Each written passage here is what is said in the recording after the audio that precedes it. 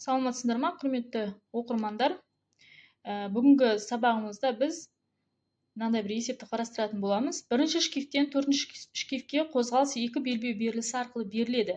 Егер бірінші шкиф минутына 1200 айналым жасайтын болса, ал шкифтердің радиустары беріліп тұр төртеуінікіде, осындай болатын болса, дейді, төртінші шкифтің айналу жиілігін табыңдар. Екінші және үшінші шкиф бір білікке қатты бекітілген дейді. Енді осы есепті шығарып көрейік. Алдымен берілген суретін салып алайық. Суретте шкиф беріліп тұр. Бірінші шкиф, ол мынандай бір үлкендеу, екінші бір шкифке белбеулі беріліс арқылы байланысып тұр. Ортада үшінші шкиф және ең соңғы мына жағында төртінші шкиф бар.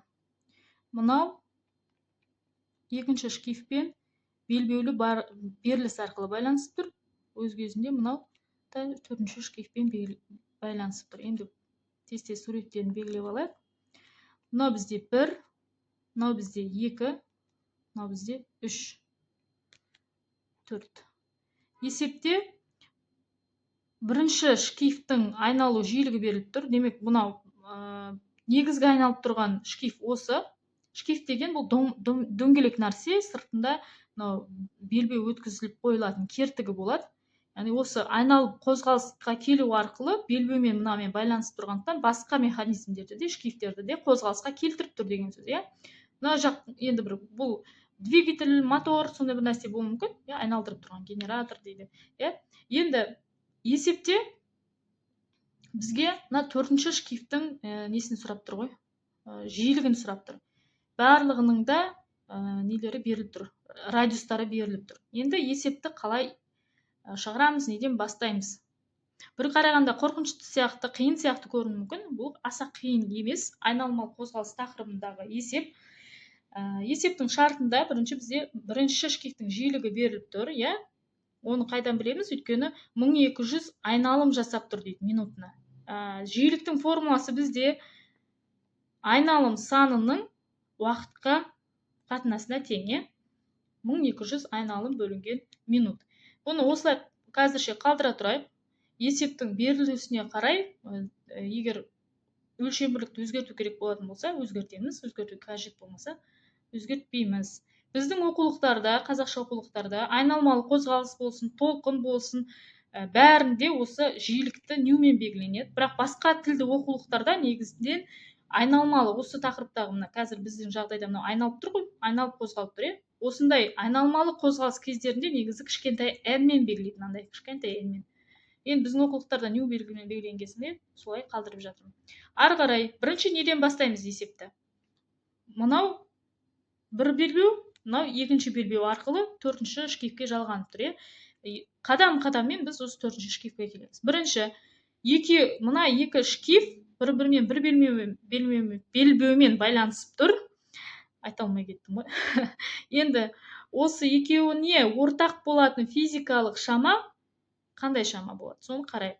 Мысалы дейік, мынау бір ременмен байланысып тұр. Мынау айналып тұр, иә? Айналған кезде мына ременді, жаңағы белбеуді 1 сантиметрге қозғалса не істейді? Мынау да 1 сантиметрге жылжиды, иә? Тағы жылжытса, тағы жылжиды, иә? Демек, бірдей уақыт аралығында бірдейге не істеп тұр? Мынау орын ауыстырып қозғалып тұр, иә? Бұл кезде бұл екеуіне ортақ болатын физикалық шама бізде бірдей уақыт аралығында, уақыт бірдей болып тұр, және орын ауыстырулары бірдей болып тұр. Бұл жерде екеуіне ортақ болатын физикалық шама сызықтық жылдамдық болады, сызықтық жылдамдықтың формуласы айналмалы қозғалыс тақырыбынан білуіміз керек. В тең 2π, бізде енді жиілік беріліп тұрғандықтан жиілік бойынша жазамыз. 2πr ньюға тең, тағы бір формуласы бар, 2πr бөлінген т деген, ол периодпен беріледі. Енді ары қарай не істейміз? Мына екеуіне ортақ болатын физикалық шама сызықтық жылдамдық болатын болса, мына негізгі формуласы, жазып алайық. V1 тең болады V2-ге. Онда мына формула бойынша әрқайсына жеке-жеке жазып шығамыз. V1 дегеніміз онда 2π R1, сол шкифтің радиусы және сол шкифтің жиілігі. Екіншісі үшін де тура солай 2π, бірақ не болады? R2, ню2. екі пилар бір-бірімен қысқарып кетеді. Осы жерде ню 2-ні табатын болсақ, бұл бізде мына шкифтің жиілігі шығады. Онда R ню 1-ді мына жерге жаза салайын. Әдемірек көріну үшін R бөлінген R2. Мынау не істеді? Мынаны табу керек бізде ню 2 ғой. Қасында көбейтіліп тұр, екінші жаққа бөлу болып өтіп кетті. Өлшем бірліктерді есептеу оңай болу үшін осылай бөлек қылып жазып қойдым. Ары қарай екінші этап не істейміз? Есепте айтып тұр. Үшінші мен екінші шкиф бір-біріне қатты бекітілген деп тұр. Қатты бекітілген. Демек, ол деген сөз екеуі тура бір дене сияқты болып тұр. Бір-біріне қатты бекітіліп тұр. Ол мынау не деген сөз? Ортасындағы шкиф қалындай айналады болса, сырты да тура солай айналады деген сөз. Мынау қалай айналса, мынау да солай айналады.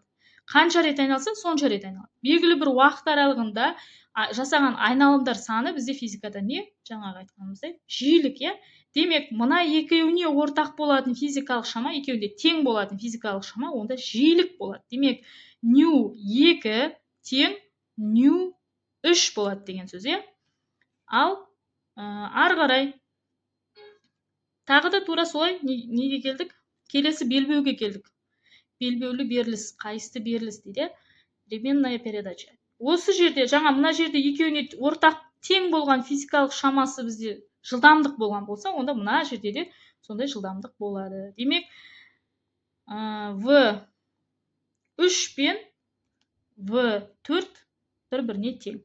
Не үшін келіп жатырмыз бұған? Біз мынаның жиілігін табуымыз керек. Соған қарай ыңғайлап жасап жатырмыз, Мына жерде тағы да тура сол жаңағы формуладан келіп шығып, V3 үшін, үшінші шкиф үшін жазып шығамыз. R3 ню 3.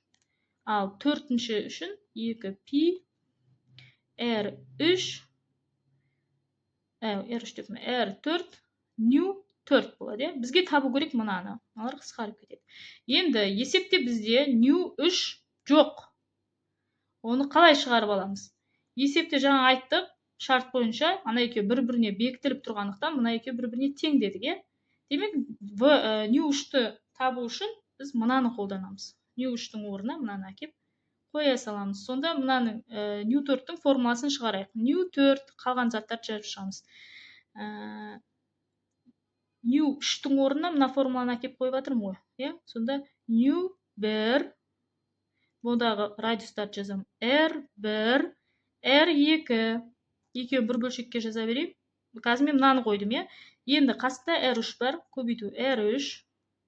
Мынаның қасында, мынау ғой бізді табу керек шамамыз. Қасында тұрған R4 екінші жаққа не істейді? Көбейтіліп тұрғандықтан астына бөлу болып өтіп кетеді, Ары қарай енді болды. Біздің формуламыз, негізгі формуламыз шықты. Енді орындарына қойып шыға саламыз.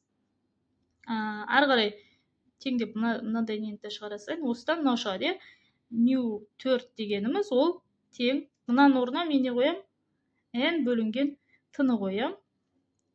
R1, R3, R2, R4. Орнына қойып шығара салам. Негізгі қолданатын формула мынау екен, Енді қарасақ, есепте жаңа бәрі радиустар сантиметрмен беріліп тұрған еді, Қарасақ, есептің формулаға қарасақ, олар қысқарып кетейін деп тұр, Демек, оны біздің түрлендіруіміздің қажеттілігі болмаған екен, Түрлендірудің қажеттілігі жоқ екен. Демек, ол сол күйінше қалдырамыз. Мына жерден жаза қойын деп едім. Оларды сол күйінше қалдырамыз. Міне, сантиметрмен беріліп тұр. Қысқарып кететін болғандықтан оларды солай қалдырамыз. Қазір берілгендерін жазамыз. Айналым бөлінген минут. Жауаптарды қарасаңдар минутпен белгіленіп тұр. Демек, оны да секундқа айналдырудың, яғни си жүйесіне келтірудің қажеттілігі жоқ екен, Ары қарай не істейміз? Енді сол барын қойып шығамыз болды. Ню 4 тең 1200 айналым бөлінген 1 минут, енді минуттың өзін жаза салам, бірді жазбаймын. Ары қарай радиустарды жазып шығам. R1 менде 8 сантиметр екен. Так, R3 бізде 32 сантиметр. Ой, жоқ, R3 бізде 11 сантиметр екен ғой. 11 сантиметр екен. Астында бізде R2 керек. R2 бізде 32 сантиметр, ал R4 55 сантиметр. Қарап отырсақ, мыналар өлшем бірліктері қысқарып кетті. 11 мен 55-ті қысқартып жіберсек, 5-ке бір-біріне қысқартсақ не істейді? 5 қалады, иә? Мына екеуін қысқартсақ 4 қалады. Бұл да ары қарай есепті өте жеңіл берген екен. Есептеуге оңай қылып 1200 айналым минут. Мына екеуін көбейтінсі бізде 20, иә? Ойбай, көбейту болып жазып, мен мейлі түсінікті ғой, көбейту жоқ, иә? Екеуін бөліп жіберсек не болады? 60 айналым бөлінген минут. Бізде ол А жауабына келеді екен. Болды, міне есебіміз шықты. Осы сияқты есептер кездессе, қорықпай шығара берсеңіздер болады. Яғни, мына екеуі бір-бірімен байланысып тұрған кезде жиіліктер, жылдамдықтары бірдей болады. Бір неге бекітіліп тұрса, жиіліктері бірдей болады. Солай есептер шығару оңай болады. Түсініп алсаңыздар оңай. Жақсы, бүгінге осы. Сау болыңыздар.